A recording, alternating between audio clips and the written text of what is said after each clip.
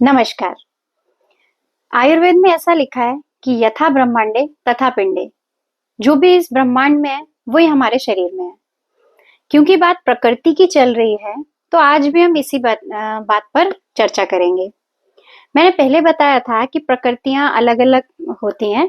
कुछ लोग वात प्रकृति प्रधान होते हैं, कुछ पित्त प्रकृति के होते हैं, कुछ कफ प्रधान होते हैं और ज्यादातर लोग दो दो दोषों से मतलब वात पित्त, वात कफ और पित्त कफ प्रकृति के होते हैं। आज के वीडियो में हम चर्चा करेंगे कि कौन सी दोष प्रधान प्रकृति को कैसा खान पान रखना चाहिए और उन्हें कैसी कैसी बीमारियां होने के चांसेस हो सकते हैं। तो सबसे पहले बात करते हैं वात प्रधान लोगों की। वात यानी हवा, वायु। तो वात प्रधान लोगों के अंदर रुक्षता, रूखापन ज्यादा होता है। इसलिए ऐसे लोगों को ये ख्याल रखना चाहिए कि वो लोग ज्यादा रूखी सूखी चीजें कम खाएं, अवॉइड करें। ऐसे वात प्रधान, ओनली वात प्रिडोमिनेंट लोगों को स्निग्ध चीजें, स्निग्ध का मतलब चिकना, जैसे घी, तेल सूट करेगा। ठीक है, इनको तरल पदार्थ सूट करेंगे। इनको तीखी चीजें या कड़वी चीजें नहीं लेनी चाहिए, जिनको कटु तिक्त कषाय चीजें बोलते हैं। इसी तरह अगर पित्त की बात करें तो पित्त प्रधान लोगों को, ये जिसमें अग्नि महाभूत की प्रधानता होती है, ऐसे लोगों को ज्यादा मिर्च मसाले वाली चीजें, ज्यादा खट्टी चीजें और ज्यादा तीखी चीजें नहीं खानी चाहिए। ऐसे लोगों को थोड़ी सी ड्राई और मीठी चीजें सूट करेंगी।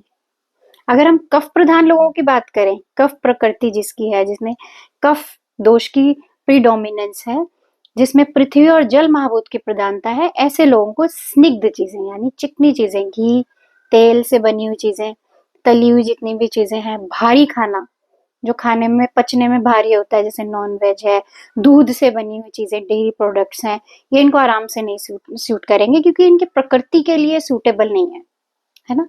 तो ये तो बहुत शॉर्ट में मैंने बता दिया।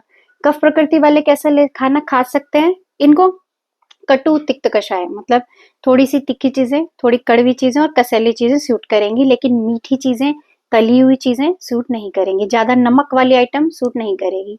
पित्त प्रकृति वाले को मीठी चीजें और थोड़ी कड़वी चीजें सूट करेंगी, तिक्त, मधुर तिक्त और कसैली चीजें। लेकिन इनको क्या सूट नहीं करेगा? खट्टी चीजें और मिर्च मसाले। और वात प्रकृति वाले को क्या सूट करेगा? इनको सूट करेंगी मीठी चीजें, थोड़ी नमकीन चीजें और थोड़ा जिसमें खटास होती है। और उनको क्या सूट नहीं करेगा? कड़वी चीजें, तीखी चीजें और कसैली चीजें और रूखी चीजें, रुक्ष सूखी चीजें सूट नहीं करेंगी। तो आप अपनी प्रकृति को पहचानिए और उसके हिसाब से डिसाइड करिए कि आपकी प्रकृति के हिसाब से कौन सी खाने पीने की चीजें ऐसी हैं जो आपको सूट करती हैं और कौन सी ऐसी खाने पीने की चीजें हैं जो आपको आपकी प्रकृति में नुकसान पहुंचा सकती हैं और आने वाले टाइम में आपको किसी तरीके की बीमारी हो सकती है। अब हम बात करते हैं कौन सी प्रकृति को कौन से सीजन में प्रॉब्लम्स होने के चांसेस हैं। जो लोग वात प्रधान प्रकृति के होते हैं उनको वर्षा ऋतु में यानी बरसातों के मौसम में परेशानी होने के चांसेस होते हैं।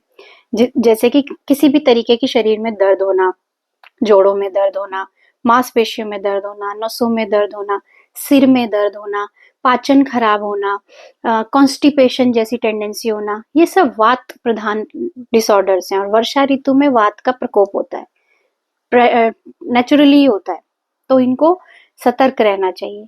पित्त प्रधान प्रकृति वालों के लिए शरद ऋतु में पित्त का प्रकोप होता है, इसलिए उसमें सतर्क रहना चाहिए।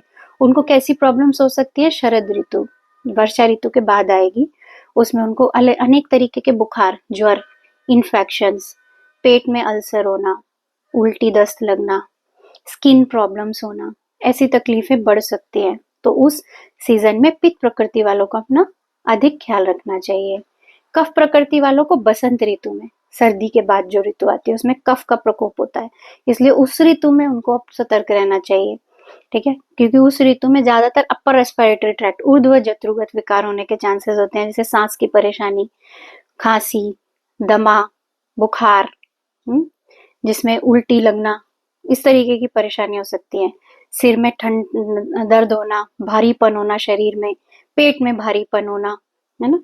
तो ये तो मैंने बहुत शॉर्ट में बताया है। ऐसे डिटेल में संहिताओं में, आयुर्वेद की किताबों में और अधिक जानकारी है, बहुत अधिक जानकारी है।